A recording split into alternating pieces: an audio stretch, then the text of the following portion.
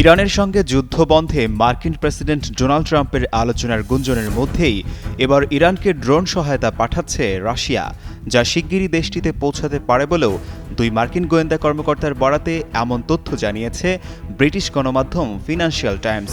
রাশিয়ার এমন ড্রোন সহায়তার ফলে ইরান আরও বেশি শক্তিশালী হয়ে উঠবে বলে ধারণা করা হচ্ছে।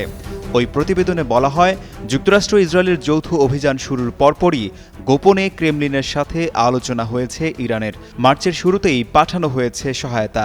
এতে ড্রোন ছাড়াও ওষুধ ও খাবার রয়েছে মস্কোর জাহাজে, যা চলতি মাসের শেষ নাগাদই পৌঁছে যাওয়ার কথা ইরানের বন্দরে। এর আগে তেহরানকে স্যাটেলাইট ছবি ও গোয়েন্দা তথ্য সরবরাহ করেছে মিত্রদেশ রাশিয়া। যদিও এ বিষয়ে সরাসরি মুখ খোলেনি ক্রেমলিন মুখপাত্র দিমিত্রি পেসকোভ। উল্টো বলেছেন, অনেক ভুয়া তথ্য ঘুরে বেড়াচ্ছে, তবে ইরানের নেতৃত্বের সাথে আলোচনা চলছে বলেও স্বীকার করেছেন তিনি। এর আগে ইরানে ওষুধসহ মানবিক সহায়তা পাঠানোর কথা বলেছিল মস্কো। গত সপ্তাহেই আজারবাইজানের মাধ্যমে ১৩ টন ওষুধ পাঠানোর কথাও জানায় তারা।